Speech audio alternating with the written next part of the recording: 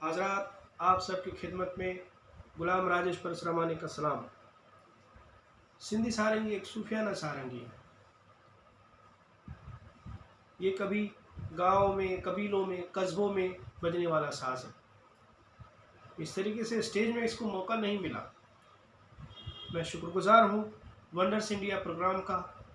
A very special thanks to Kajal Joshi ma'am, जिन्होंने इस साज के बारे में जब हमारी बात हुई तो इस साज को उन्होंने तवज्जो दिया और इस साज को गांव कस्बों से उठाकर स्टेज में ले आए। मैं शुक्रगुजार हूँ। खान साहब कभी सिंधी सारंगी के मानद फनकार हुआ करते थे। कभी सिंधी सारंगी के बजाने वाले बहुत हुआ करते थे, सुनने वाले होते थे, जजमान होते थे। पर जैसे इलेक्ट्रॉनिक साज सामने आ गया, इन साज़ों की तरफ, जो हमारे पुराने साज हैं, इनकी तरफ लोगों का रुझान कम होता चला गया। और आज हम ऐसी जगह पर आकर खड़े हो गए हैं जहाँ ये साज जो है अब देखने को भी नहीं मिलता। गिनती के इसके बजाने वाले हो गए हैं। आप सभी लोगों से मेरी गुजारिश है, बराए मेहरबानी ऐसे लुप्त होते साज़ों को, इनकी अपनी सुर है, इनकी अपनी मिठास है, इनकी अपनी आवाज़ है, इन साज़ों को भी तवज्जो दें। मैं एक मरतबा फिर वंडर्स इंडिया और काजल जोशी मैम आपका शुक्रगुजार हूँ। आप नाजरीन आज इस प्रोग्राम में को देख रहे हैं, मैं आप लोगों का भी शुक्रगुजार हूँ। हज़रात, मैं आपके चंद मिनट लेना चाहूँगा सिंधी सारंगी के इंट्रोडक्शन में कि ये साज़ है क्या। यह सिंधी सारंगी है। सिंधी सारंगी का जन्म सिंध पाकिस्तान में हुआ था। सिंधी सारंगी एक ही लकड़ी से बनाई जाती है, इसमें कहीं कोई जोड़ नहीं होता। सिंधी सारंगी में दो ही घराने होते हैं, मुल्तान घराना और सिंधी घराना। गुलाम सिंधी घराने से है। सिंधी सारंगी जो हमारे घराने में है, सिंधी घराने में, इसमें जारा जो है सारंगी के दोनों ओर लगता है। अब ये जील क्या है, जारा क्या है, मेन तार क्या है, आइए इसके बारे में थोड़ा सा देखते हैं। सिंधी सारंगी एक मिश्रित सारंगी है। मिश्रित का अर्थ है कि इसमें दो अलग अलग सारंगियों के गुण देखे गए हैं। नेपाली सारंगी, कश्मीरी सारंगी, सरंदा, ये सारंगी के वो साज हैं जिनमें लोहे की तार यूज होती है, जबकि परसरामानी सारंग और दिल्लीवान सारंगी ये ऐसे सारंगी के साज हैं जिनमें बकरे की आंत यूज होती है। पर सिंधी सारंगी में दोनों यूज होता है, फौलाद की तार भी है और बकरे की आंत की जो वायर बनाते वो भी है। सिंधी सारंगी में सिर्फ दो ही सुरों का वर्णन मिलता है, दादर और आगोड़। दादर का अर्थ होता है षडज, आगोड़ अर्थात पंचम। हम जब सिंधी सारंगी की ट्यूनिंग करते हैं तो आखिरी ये जो कॉर्नर्स की तो दो वायर हैं, इनको सा पे ले आते हैं और बीच वाली तार को पंचम में ले आते हैं। षडज, मंद्र पंचम, मंद्र सा, खरज के लिए। ये जो तार जो बॉडी से टच है, इन तारों को हम जील कहते हैं। जीलों की संख्या 16 से 20 होती है। मेरी सिंधी सारंगी में जील 16 है और ये ऊपर की 3 मेन स्ट्रिंग। अब ऊपर की 3 मेन स्ट्रिंग और जो जील है, इनके दरमियान में बीच में होती है जारा। जारा की संख्या 5 होती है। जारा जो है अमूमन सिंधी सारंगी में सिर्फ बाईं ओर ही रखा जाता है, परंतु सिंधी घराने में खरज की गूंज के लिए दाईं ओर भी रखा जाता है। सिंधी सारंगी में जो ये सिंपैथेटिक स्ट्रिंग है, जिनकी संख्या 16 होती है, इनकी ट्यूनिंग 3 टाइप से की जाती है, आधी भेलनी, खड़ी भेलनी और राग रागनेरी भेलनी। आधी भेलनी, जब हम पहली तार को सा मानते हैं, सा। उसके बाद में इसकी ट्यूनिंग शुरू करते हैं, सा कोमल ऋषभ, ऋषभ कोमल गांधार, गांधार। इस तरीके से जब हम बढ़ाते जाते हैं तो इसको आदि भेलनी बोलते हैं। खड़ी भेलनी, जब हम पहली तार को मंद्र प से ट्यूनिंग करते हैं, अर्थात मंद्र प, मंद्र कोमल धैवत, मंद्र धैवत, मंद्र कोमल निषाद, मंद्र निषाद, फिर षडज, उसके बाद कोमल ऋषभ, फिर ऋषभ, इस तरीके से जब बढ़ाते हैं। तीसरी टाइप की जो ट्यूनिंग होती है उसको राग रागनेरी भेलनी कहते हैं। हर एक राग के लिए हम फिर उस हिसाब से उसको ट्यून करते जाते हैं। यदि मैं इसमें यमन राग बजा रहा हूँ तब मैं म को नहीं ट्यून करूँगा, तीव्र म को ट्यून करूँगा, तो मेरे पास यहाँ पे 2 तीव्र म दिखेंगे, म नहीं दिखेगा। जो वर्जित सुर रहेंगे वो उसमें नहीं रहेगा। कोमल ऋषभ नहीं रहेगा, सिर्फ ऋषभ रहेगा। कोमल गांधार नहीं रहेगा, सिर्फ गांधार रहेगा। यदि मैं भैरव बजा रहा हूँ तो 2 कोमल ऋषभ होंगे, कोमल गांधार नहीं होगा, सिर्फ गांधार होगा। ये उस राग के हिसाब से इसको ट्यून किया जाता है। ये राग रागनेरी भेलनी, आदि भेलनी और खड़ी भेलनी। सिंधी सारंगी के 3 मुख्य हिस्से होते हैं, चोटी, खाड़ी और तबली। आवाज तबली से होते हुए इस कंगे से बाहर आती है। ये कंगा उस्ताद जी काटते हैं। आवाज जो आ रही इस कंगे से बाहर आ रही है। ये जो मेरे हाथ में सिंधी सारंगी है, ये सारंगी सम्राट उस्ताद चीमे खां जी की सारंगी है। आप जैसलमेर जिले के मायनात फनकार थे। आपके पर्दा फरमाने के बाद में आपकी यह सिंधी सारंगी आपके नवाजे उस्ताद लालू खां जी, जो जैसलमेर ज़िले में हैं, उन्होंने ये सारंगी मुझे दी है। मैं शुक्रगुजार हूँ जोशी मैम का, जिन्होंने वंडर इंडिया के प्लेटफॉर्म में सिंधी सारंगी जैसे विलुप्त साज को, because it is trying instrument, को चांस दिया। मैं शुक्रगुजार हूँ उस्ताद लालू खां जी का। मैं शुक्रगुजार हूँ श्री लालचंद नागपाल जी का, जो बेंगलोर में है, जिन्होंने सिंधी सारंगी की लाइन में, इस फील्ड में मेरी बहुत मदद की। मेरे उस्ताद आप उस्ताद साबिर खान साहब जयपुर घराने से हैं। जी हजरात, मैं अब आपके सामने धुन गौन बजाने जा रहा हूँ।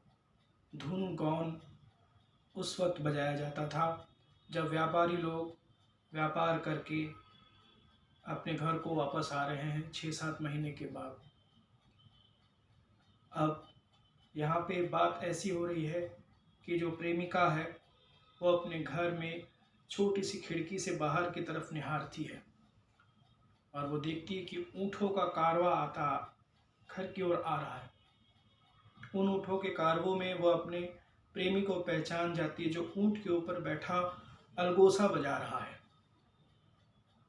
इसी वक्त बादल गरजने लगते हैं, बारिश की बूंदें बरसने लगती है, मोर नाच उठते हैं।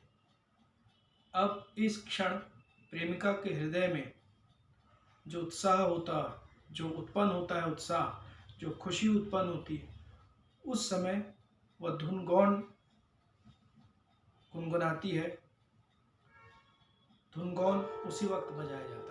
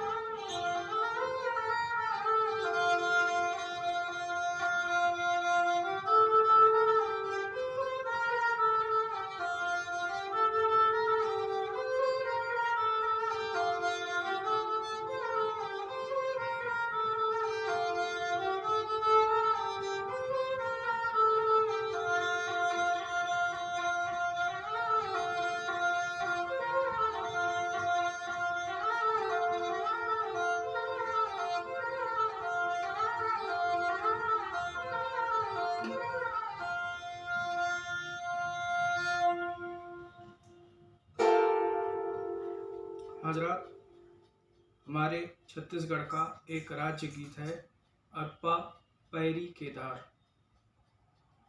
आइए सुनते हैं अरपा पैरी केदार सिंधी सारंगी में।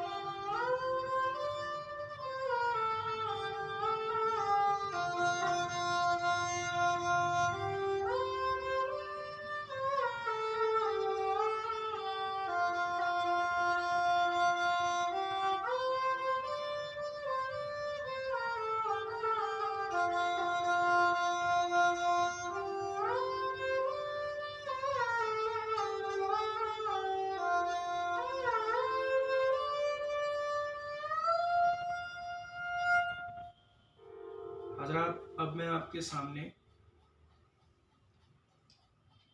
अमर शहीद संत कंवर राम जी का बहुत ही मशहूर कलाम नाले अलख जे बेड़ो तार मुंहिंजो बजाने जा रहा हूँ। ये सिंधी भाषा में है। इसके मायने होते हैं कि उस परवरदिगार, उस मालिक के नाम पर मेरा बेड़ा पार लगा दो। नाले अलख जे बेड़ो तार मुंहिंजो।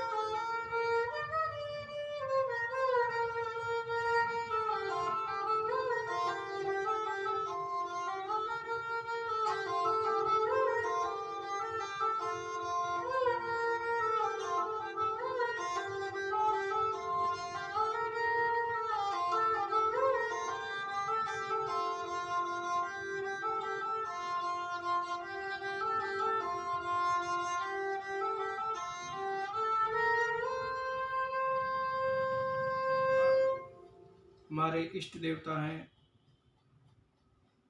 साईं झूलेलाल जी। हम अपने इष्ट देवता की स्तुति करते हैं तो उस वक्त हम लोग जो गाना गाते हैं, बेड़िया वारा अदाने मोहारा लाल तेती बन्या, ये गाना सिंधी सारंगी में।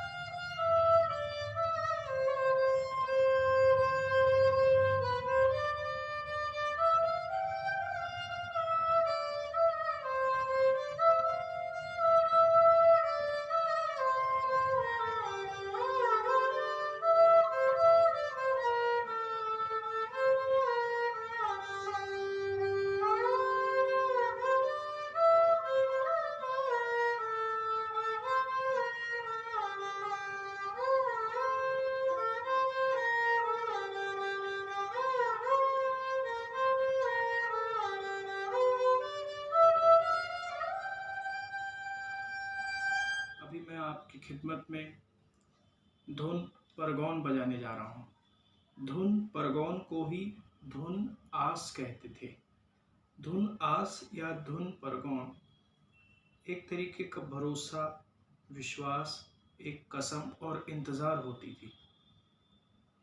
जब व्यापारी बरसात में घर को वापस आते थे, दीपावली तक वो अपने घर में रहते थे। अब दीपावली के बाद में अपने अपने फिर बिजनेस के लिए वो व्यापार के लिए चले जाते थे। जो इनका सफ़र होता था व्यापार का, वो 5 से 6 महीने का होता था। कि अब जब किसी का बेटा, किसी का पति, जब वो घर से रुखसत हो रहा है बिजनेस के लिए, तब 5-6 महीने उसकी शक्ल नहीं देखने को मिलेगी। उस समय में न चिट्ठी, पत्री, फ़ोन कुछ नहीं हुआ करता था। तो एक भरोसा, एक कसम दे दी जाती थी कि तुम लौट के आना। एक विश्वास रहता था कि नहीं, तुम जा रहे हो और सकुशल बिजनेस अच्छा करके घर को वापस आना। हम इंतज़ार में हैं। तो इसको वो उस वक्त जो गृहिणियाँ हैं वो, या घर के जो बुज़ुर्ग रहते थे जो व्यापार को नहीं जा रहे, वो धुन परगौन या धुन आस को गुनगुनाते थे, गाते थे, बजाते थे। धुन परगौन, धुन आस।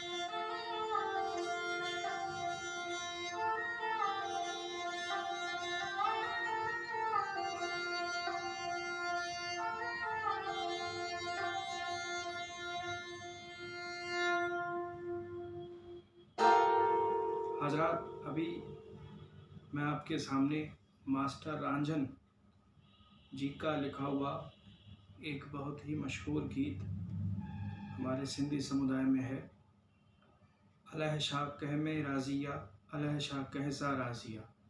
इसके मायने होते हैं, क्या पता वो ऊपर वाला मालिक किससे राज़ी है, किस बात पर राज़ी है।